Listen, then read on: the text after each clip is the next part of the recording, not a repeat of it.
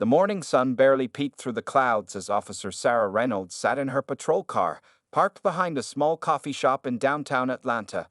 She sipped her third coffee of the day, her blue eyes scanning the street with what her colleagues called her hunter's gaze. 6 years on the force had made her confident, maybe too confident, in her instincts about people. The radio crackled with routine calls, but Sarah wasn't really listening. Her attention fixed on a black BMW that rolled past her position. The car wasn't speeding, but something about it made her sit up straighter. The windows were tinted, but not illegally so. The car was clean, expensive looking, and being driven perfectly within the speed limit. Sarah pulled out behind the BMW, following it for 2 blocks. She noticed the driver make a right turn, and the turn signal came on just a fraction late. That was all she needed. With a small smile, she flipped on her lights. The BMW pulled over smoothly into a safe spot, showing proper driving etiquette. Sarah touched her body camera to make sure it was recording, then stepped out of her patrol car. Her hand rested casually near her weapon, a habit she'd developed over the years, especially in what she considered uncertain situations. As she approached the driver's side window, she saw it rolling down smoothly. Behind the wheel sat a well-dressed black woman in her mid-40s, wearing a navy blue blazer and pearl earrings. Before Sarah could speak, the driver's calm voice asked, "Is there a problem, officer?" Sarah's response came out harder than necessary. License, registration, and insurance. Now, she emphasized the last word, watching the driver's reactions closely. The woman's eyebrows rose slightly at Sarah's tone, but she reached slowly for her purse. "May I ask why I'm being stopped, Officer Reynolds?" She had spotted Sarah's name tag. "Turn signal violation," Sarah said curtly. "You failed to signal within the required distance before your turn." "I see," the woman replied, her voice maintaining its professional calm. "I apologize if that's the case, though I'm quite certain I signaled properly." She handed over her documents, everything neat and organized. Sarah snatched the papers and stepped back to her patrol car, running the license through her system. The registration showed the car belonged to Diana Marshall. Everything was current and legal. This irritated Sarah more than she wanted to admit. Walking back to the BMW, Sarah noticed the woman was on her phone. "Put the phone down," she barked. "That's a secondary violation." "I'm sorry, officer," a woman said, lowering her phone, "but as a public servant, I have the right to." "Step out of the vehicle," Sarah interrupted, her hand now firmly on her weapon. "Now, Officer Reynolds," the woman spoke firmly but calmly, "I don't believe this situation requires." "I said step out." Sarah's voice rose. "Do not make me tell you again." Other cars were slowing down now, some people pulling out their phones to record. The woman carefully opened her door and stepped out, her movements deliberate and non-threatening. She stood nearly as tall as Sarah in her modest heels. "Turn around and place your hands on the vehicle," Sarah ordered, pulling out her handcuffs. "Officer, this is completely unnecessary," the woman stated. "I'd like to speak to your supervisor." Sarah grabbed the woman's arm, spinning her around roughly. "You can talk to whoever you want down at the station. Right now, you're under arrest for resisting an officer and failure to comply with law enforcement commands." As Sarah cinched the handcuffs around the woman's wrists, she heard several car doors slam. 2 other patrol units had pulled up, responding to her earlier call for backup. "Sarah, what's going on here?" Officer Tom Martinez called out, jogging over. His eyes widened as he recognized the woman in handcuffs.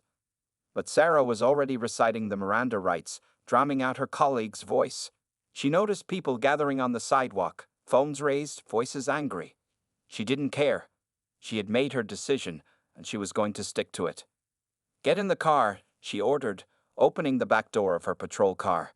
The woman ducked her head and entered without resistance, maintaining her dignity even in handcuffs. What Sarah didn't notice was Officer Martinez frantically making phone calls, or the growing crowd of onlookers, or the news van that had just pulled up at the corner. She was too focused on what she saw as a small victory in her day, completely unaware that she had just set in motion events that would change not only her life, but the entire Atlanta Police Department. The fluorescent lights at the Atlanta Police Department's central precinct buzzed overhead as Officer Sarah Reynolds marched her handcuffed suspect through the booking area. Other officers stopped their work to stare, some with confusion, others with growing concern on their faces. "Reynolds, my office. Now." The sharp voice of Captain James Baker cut through the station's usual noise. Sarah looked up to see her supervisor standing in his doorway, his face tight with worry. "Let me finish booking her first, sir," Sarah replied, pushing her arrestee toward the processing desk. "No," Captain Baker's voice was firm. "Martinez will handle that. My office, immediately." Sarah handed the paperwork to Officer Martinez, who avoided eye contact with her. She noticed he was sweating, which was odd for the air-conditioned building. As she walked toward the captain's office, she heard Martinez apologizing to the arrestee in a low voice. Inside the captain's office, Sarah found not only Baker but also Deputy Chief Wilson and the department's legal counsel, Linda Chen. Their faces looked like they were at a funeral. "Sit down, Reynolds," Baker said, pointing to a chair. "Do you have any idea who you just arrested?" Sarah shrugged. "Diana Marshall," refused to comply with. "State Senator Diana Marshall," Deputy Chief Wilson interrupted, his face reddening. "Chair of the Law Enforcement Oversight Committee, the same committee that controls our department's funding." Sarah felt her stomach drop. The room suddenly seemed much smaller. I didn't know." "Clearly," Linda Chen said, opening a laptop. "And now we have a bigger problem. Your body camera footage is already trending on social media." She turned the screen around. Sarah watched herself on the video, saw her aggressive stance, heard her harsh tone.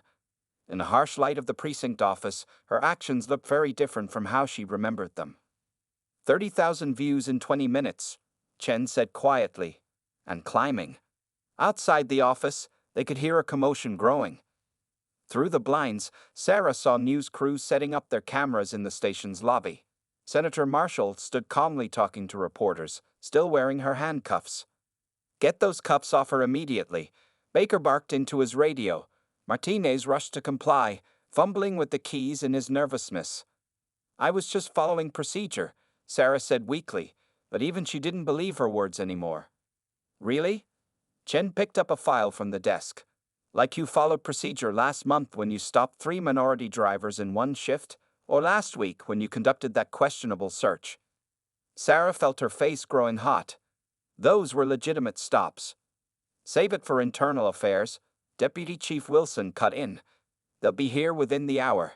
We're looking at potential civil rights violations, abuse of power, and a PR nightmare that could set our community relations back 10 years.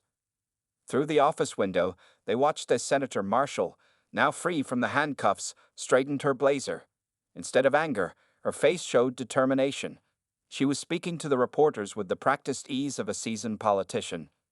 This incident, while unfortunate, highlights the ongoing need for police reform and mandatory bias training. Senator Marshall's voice carried through the walls. "I am not interested in punitive measures against any individual officer. I am interested in systemic change." Sarah felt sick. The senator's composure made her own actions look even worse. Captain Baker's phone buzzed. He looked at it and sighed heavily. "The mayor's on his way, so is the NSSCP, and Reverend Jackson's people." "Reynolds," Deputy Chief Wilson said, "go to the conference room and wait for IA. Don't speak to anyone. Don't post anything on social media. Don't even think about deleting anything from your phone." As Sarah walked to the conference room, she passed the booking area where Senator Marshall was collecting her belongings. Their eyes met briefly. The senator's gaze wasn't angry. It was something worse. It was disappointed. "Officer Reynolds," the senator called out, making Sarah stop. "I hope this becomes a learning moment for everyone involved." Sarah wanted to respond, but no words came. She hurried to the conference room, closed the door, and sat alone in the silence. Through the window, she could see more news vans arriving, their satellite dishes reaching toward the sky like accusatory fingers. Her phone buzzed constantly with messages from fellow officers, but she didn't dare look at them. The morning's events played over and over in her mind. Each replay made her actions seem worse. her prejudices more obvious. As she waited for internal affairs, Sarah Reynolds realized that in trying to assert her authority over one traffic stop, she might have just destroyed everything she worked for. 3 days after the incident, Sarah Reynolds sat nervously in the sterile conference room of the Internal Affairs Division. The walls were an ugly shade of beige, and the clock's ticking seemed unusually loud. Across from her sat two EA investigators, Detective Marcus Rodriguez and Lieutenant Patricia Chen. "Let's go through your record, Officer Reynolds," Rodriguez said, opening a thick folder, papers spread across the table like a deck of cards. 6 years on the force, over 800 traffic stops. Notice anything interesting about these statistics? Sarah shifted in her chair. The numbers on the papers seemed to blur together. 78% of your stops involved minority drivers, Lieutenant Chen read from a document. That's significantly higher than your precinct's average. Care to explain? I stop people who break the law, Sarah said defensively. I don't look at color. Rodriguez pulled out more papers. Your partner, Officer James Wilson, had some interesting things to say. He adjusted his glasses. He claims you often made comments about certain neighborhoods, certain types of vehicles. Sarah's face grew hot. Jimmy had been her partner for 2 years. She trusted him. And here's something from Officer Martinez. Chen continued. He says you specifically watched that area where you stopped Senator Marshall because, in your words, expensive cars with tinted windows don't belong in that neighborhood. The air conditioning hummed loudly in the silence that followed. Sarah stared at her hands, remembering all the things she'd said, thinking they were just casual comments between colleagues. We've reviewed your body camera footage from the past 6 months, Rodriguez said, typing something on his laptop. Would you like to see some highlights? Without waiting for an answer, he turned the screen around. Sarah watched herself on multiple traffic stops. Each video showed the same pattern, her aggressive tone with minority drivers, her dismissive attitude, her quick escalation to threats of arrest. Stop, Sarah whispered. She couldn't watch anymore. Officer Reynolds. Chen leaned forward. Your union rep couldn't make it today, but you have the right to wait for them before continuing. No, Sarah said quietly. I want to keep going. A knock on the door interrupted them. A young officer entered with a stack of papers. Latest social media reports, he said, placing them on the table. Rodriguez flipped through them quickly. The video of Senator Marshall's arrest has over 2 million views now. Your name is trending on Twitter. Not in a good way. Sarah felt tears forming but fought them back. Cops didn't cry, especially not in front of IA. Your previous supervisors were interviewed, Chen said, pulling out more documents. Sergeant Peters from your rookie year noted concerns about your attitude toward minority communities. He recommended additional training. It never happened. Want to tell us why? Sarah remembered dodging those training sessions, always finding an excuse. She thought they were a waste of time. Your colleagues describe you as a good cop in many ways, Rodriguez added. Quick thinking, brave in dangerous situations, excellent at detective work. But they also say you have 2 different approaches to policing, one for white citizens and another for minorities. The truth of his words hit Sarah like a physical blow. She'd always justified her actions, told herself she was just being cautious, just following her instincts. The department is under intense pressure, Chen explained. Senator Marshall's incident has sparked protests. Civil rights groups are demanding action. They're reviewing every arrest you've made, every ticket you've written. Sarah thought about all those stops, all those faces looking at her with fear and resentment. She told herself it was just their guilty conscience. Now she wasn't so sure. We interviewed 30 people you've pulled over in the last month alone, Rodriguez continued. The stories are consistent and disturbing. He pushed a tissue box towards her. Sarah hadn't realized she was crying. Officer Reynolds. Chen's voice softened slightly. We're going to need your badge and gun while this investigation continues. You're on administrative leave, effective immediately. Sarah's hands shook as she removed her badge. It had been her pride for 6 years. Now it felt heavy with shame.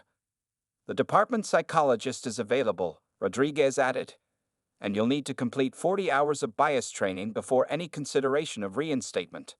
As Sarah stood to leave, Chen spoke one last time. This isn't just about punishing you, Reynolds. It's about fixing a problem that goes deeper than one traffic stop. The question is, are you ready to admit there's a problem? Sarah walked out of the building, no longer an active police officer. Spring air felt different somehow. As she reached her car, she saw her reflection in the window. Just a woman now, no badge, no authority, forced to face the truth about herself. The hardest investigation, she realized, was just beginning. The evening news blared from Sarah Reynolds' TV as she sat alone in her dark living room. A week had passed since her suspension, but the story wouldn't die. On screen, hundreds of protesters gathered outside the Atlanta Police Department, their signs visible in the fading daylight. End police bias now. Justice for all. No more bad apples. Sarah's phone buzzed again. Another message from her sister. Mom's worried. Please call. She ignored it, like she'd ignored the last 20 messages. The TV showed Senator Marshall speaking at a community meeting. This isn't about one officer, the senator was saying. This is about a system that needs change. When I was handcuffed that day, I wasn't thinking about my position as a state senator. I was thinking about every other person who has faced similar treatment without having my platform to speak up. Sarah took another sip of cold coffee, her fifth cup today. Her curtains stayed closed because reporters had camped outside her apartment building for 3 days. Some of her neighbors had stopped speaking to her. Mrs. Johnson from next door, who used to bring her cookies, now crossed the hallway when she saw Sarah coming. The TV switched to showing clips from her body camera footage again. Sarah watched herself on screen, saw her harsh treatment of the senator, heard her own angry voice. Social media had turned these clips into short videos, some set to music, others with added commentary. Her face was everywhere. Breaking news, the anchor announced. More footage has emerged from Officer Reynolds' past arrests. Warning. Some viewers may find these images disturbing. Sarah's stomach turned as more videos played. Each one showed her stopping people of color, her attitude aggressive, her words harsh. She hadn't seen herself this way before. Now she couldn't stop seeing it. Her doorbell rang, making her jump. Through the peephole, she saw Officer Martinez, holding a paper bag. Go away, Tom, she called through the door. You need to eat something, he replied, and you need to know what's happening at the department. After a moment's hesitation, Sarah opened the door. Martinez looked tired, his uniform wrinkled. They're reviewing everyone's arrest records now, he said, placing the bag of takeout on her kitchen counter. The chief ordered bias training for the entire force. Some officers are angry about it. They're blaming you. Great, Sarah muttered, but the smell of food made her realize she hadn't eaten all day. Martinez turned up the TV volume. Senator Marshall was speaking again, this time at a press conference outside the state capitol. Tomorrow, I will introduce the Police Accountability and Reform Act, the senator announced. This bill will mandate comprehensive bias training, require regular review of officer conduct, and establish an independent oversight committee. The crowd behind the senator cheered. Sarah saw familiar faces in the group, people she had stopped, searched, or arrested over the years. They were telling their stories now, and people were listening. Your case is becoming a symbol, Martinez said quietly. Both sides are using it. The reform groups want change. The police unions are fighting back. Nobody's asking what you think. Sarah laughed bitterly. What I think doesn't matter anymore. I'm done. Nobody will ever trust me with a badge again. Her phone buzzed with a news alert. A local civil rights group had filed a class action lawsuit, demanding review of all arrests made by officers with high racial disparity in their stop records. Sarah's name headed the list. The protesters aren't just outside the station anymore, Martinez continued. They're organizing marches through the neighborhoods where you made most of your stops. People are sharing their stories. It's like a dam broke. On TV, they showed aerial footage of the protests. The crowds grew larger each day. Sarah recognized the streets where she used to patrol, now filled with people demanding change. Some good might come from this, Martinez said, opening the takeout containers. Maybe we all needed a wake-up call. Sarah's phone buzzed again. This time it was an email from the department psychologist, reminding her of tomorrow's mandatory session. Below that was a message about her bias training schedule, starting next week. Outside, she heard chanting from a passing group of protesters. Their voices carried clearly through her closed windows. No justice, no peace. "You can't hide in here forever," Martinez said, handing her a plastic fork. "At some point, you'll have to face what's happening." Sarah finally took a bite of food, her first real meal in days. On TV, the protesters continued their march, their signs illuminated by streetlights. One caught her eye: "Change starts with understanding." As she watched the peaceful but determined crowd, Sarah realized that maybe they weren't just protesting against her, they were demanding something better from everyone who wore the badge she'd lost. Dr. Monica West's office felt too comfortable for Sarah Reynolds' liking. The soft couch, gentle lighting, and calming paintings on the walls seemed to mock her inner turmoil. It was her fourth therapy session of the week, part of her mandatory counseling during administrative leave. "Tell me about your father," Dr. West said, her notepad balanced on her knee. "You mentioned he was also a police officer." Sarah stared out the window. Rain tapped against the glass, matching her gloomy mood. "Dad worked the tough neighborhoods in Chicago for 20 years. He taught me everything about being a cop." "What did he teach you about different communities?" Sarah's mind drifted to Sunday dinners from her childhood. Her father's voice, loud and confident, telling stories about his patrols. "He said you had to be tough, that certain neighborhoods were trouble. Certain people were always up to no good. And you believed him?" "He was my hero," Sarah whispered. "Everything I knew about policing came from him." Dr. West leaned forward. "Sarah, do you remember our first session? You couldn't even admit there was a problem with your actions. Now you're starting to see patterns. That's progress." The rain grew heavier outside. Sarah thought about her partner, Officer Marcus Johnson, a black officer she'd worked with for 2 years. He had tried to talk to her many times about her attitude, but she'd always brushed him off. "I got a letter from Marcus yesterday," Sarah said. "He wrote about what it felt like watching my body camera videos, how it hurt him to see how differently I treated people based on their race. He said he kept quiet too long." "How did that letter make you feel?" Sarah felt tears forming. Ashamed. Angry at myself. Marcus was my friend, and I never really listened to him. I didn't want to hear it. Dr. West handed her a tissue. "Yesterday, you attended your first bias training session. How was that?" Sarah remembered sitting in the back of the room, trying to make herself invisible, but then something unexpected happened. The trainer was this retired black officer from Boston, Sarah explained. He talked about his own struggles with bias, how he had to unlearn things he'd been taught. It wasn't just about pointing fingers. It was about understanding ourselves. "Did anything specific stand out to you?" Sarah nodded. "We watched videos of traffic stops. Some were like mine, aggressive, confrontational.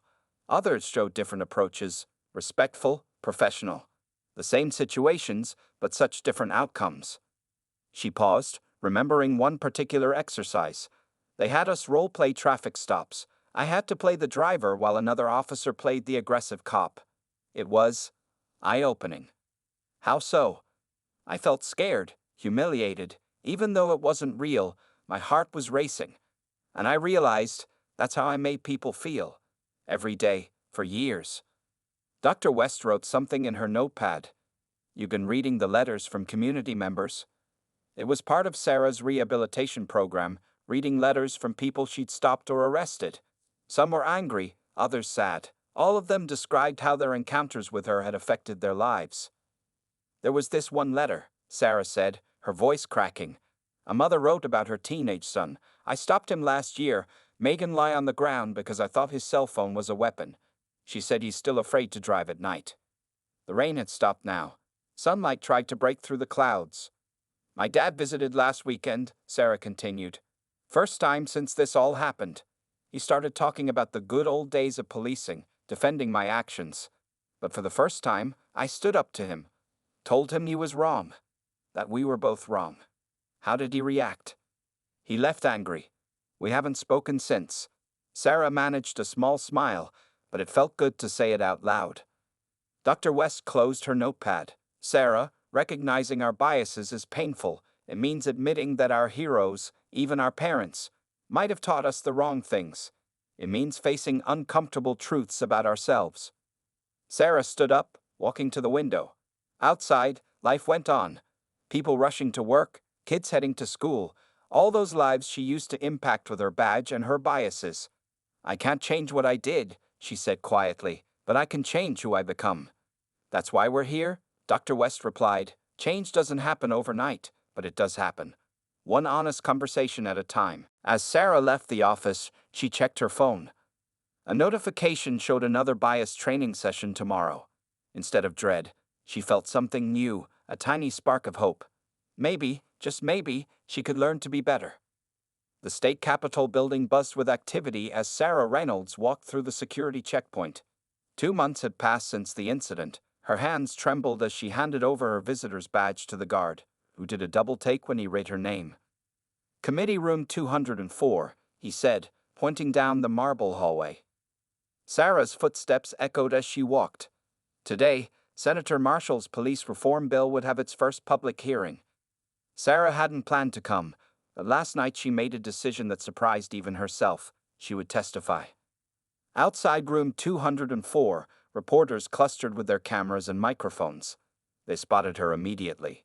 Officer Reynolds, are you here to oppose the bill?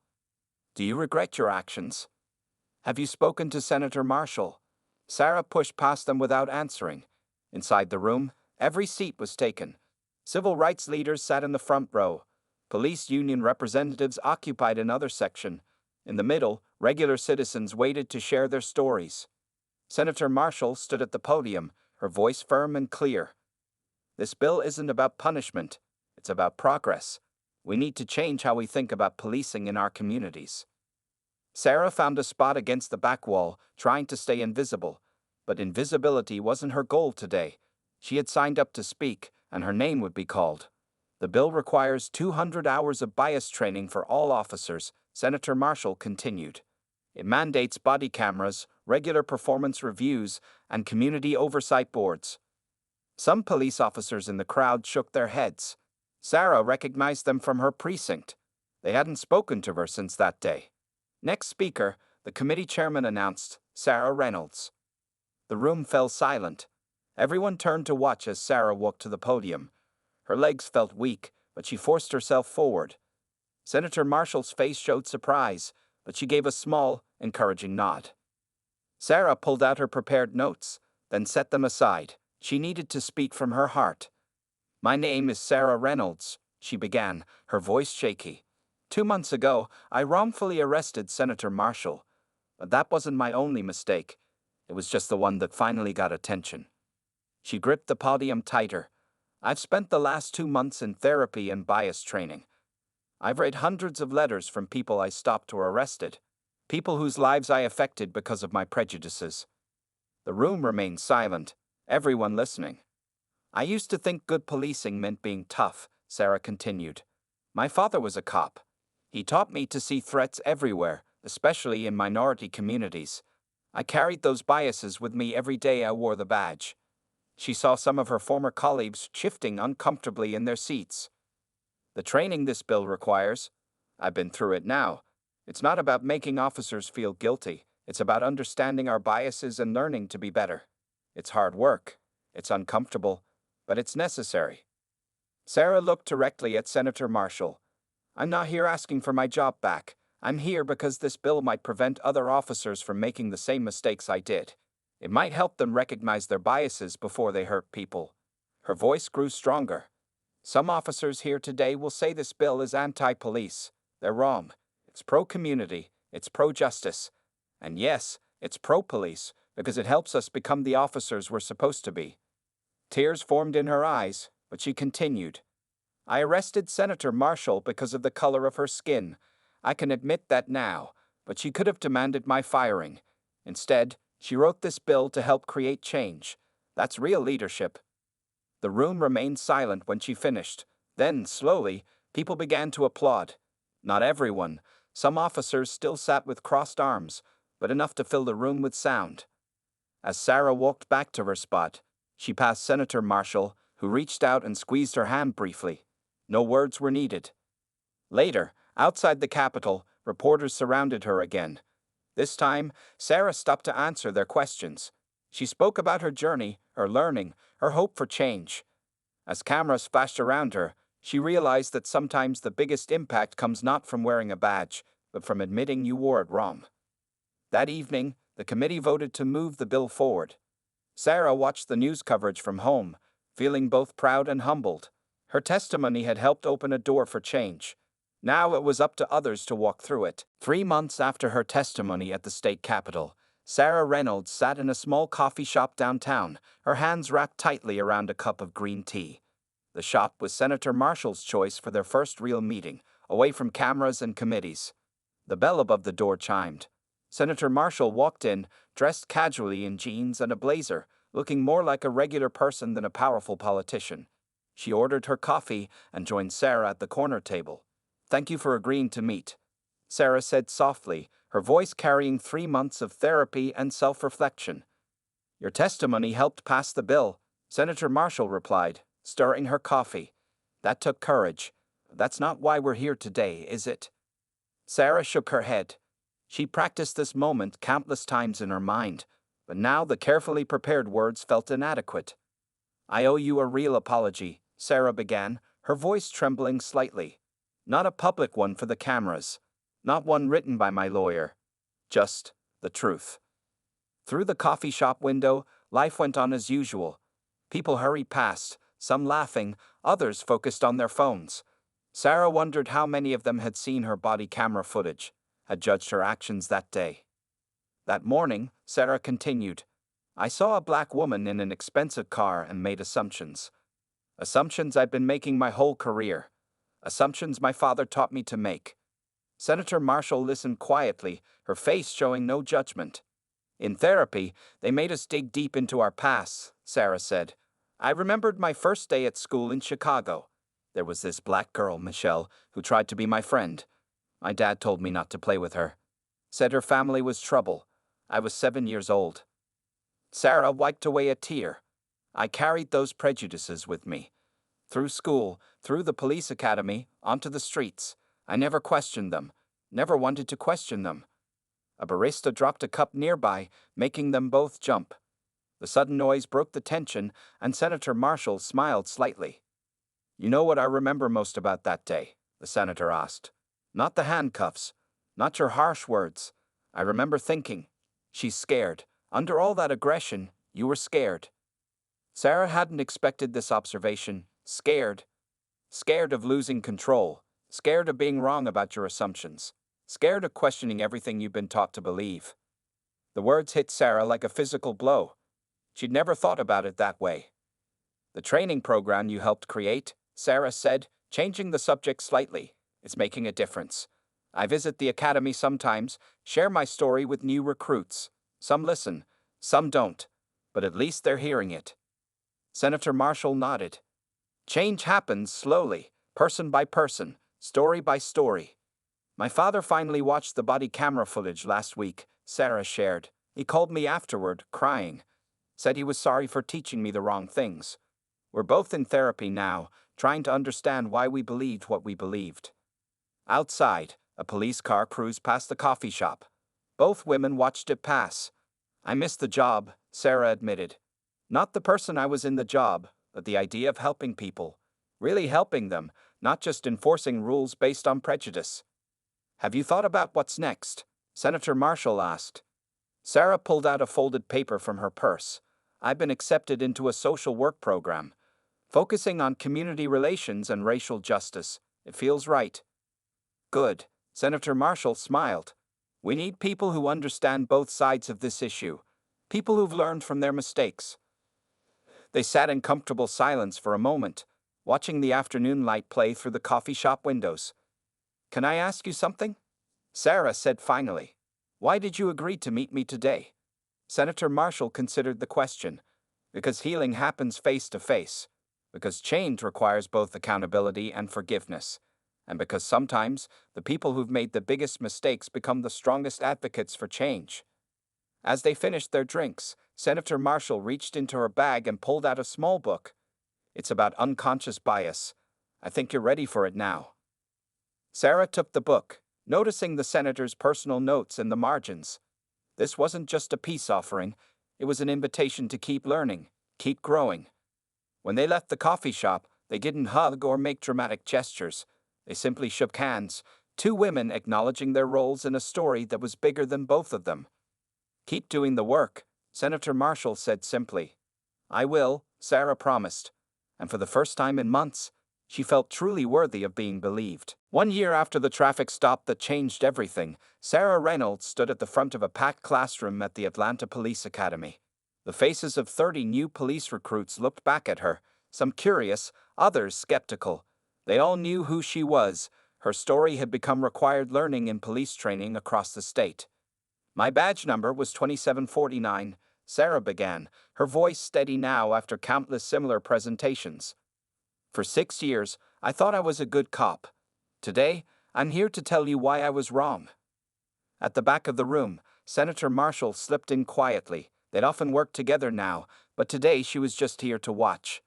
Their unlikely partnership had become a powerful symbol of change.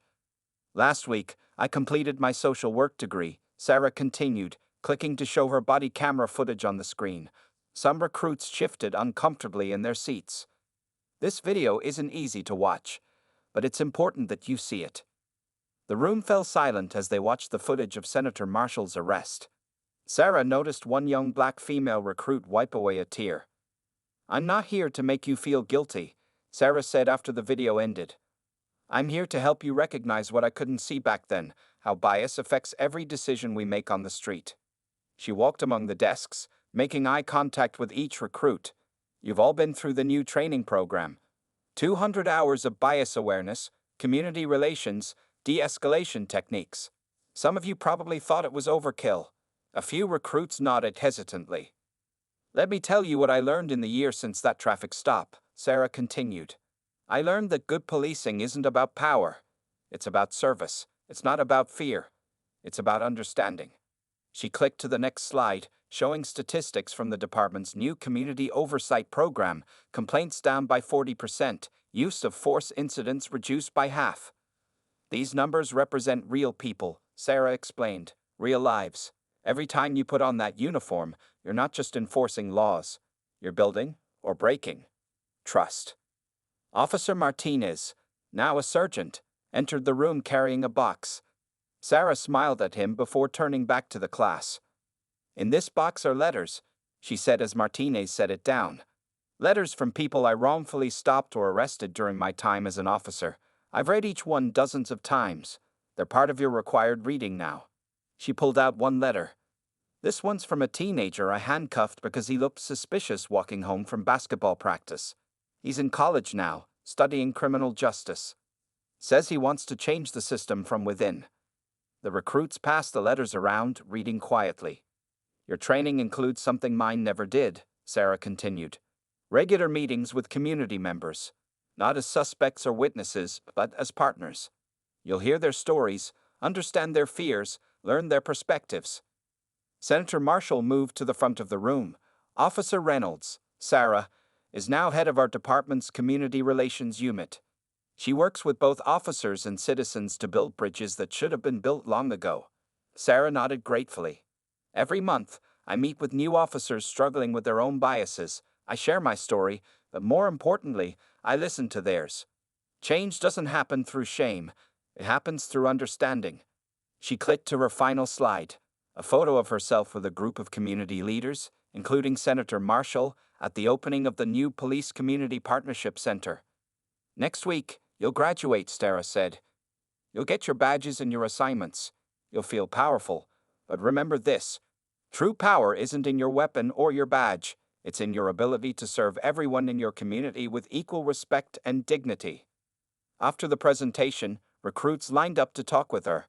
Some shared their own stories of bias, others asked for advice. Sarah listened to each one, remembering her own journey. Later, as she packed up her materials, Senator Marshall approached. "They listened to you," the senator said, "because you're living proof that people can change." Sarah looked at her watch. She had another meeting soon, with a support group for officers dealing with racial bias. Then community outreach planning, followed by dinner with her father, who was now actively involved in police reform efforts. "A year ago, I lost my badge," Sarah said, gathering her things. "But I found my purpose." As they walked out of the academy together, New recruits were practicing traffic stops in the training yard. Sarah watched them carefully following the new protocols, respectful, professional, aware of their own biases. One class at a time, Senator Marshall said softly. One change at a time, Sarah agreed. And for the first time since that fateful traffic stop, Sarah felt complete peace about her new path. She hadn't just learned from her mistakes, she'd helped create real change. Sometimes, she realized, the biggest victories come after the hardest falls.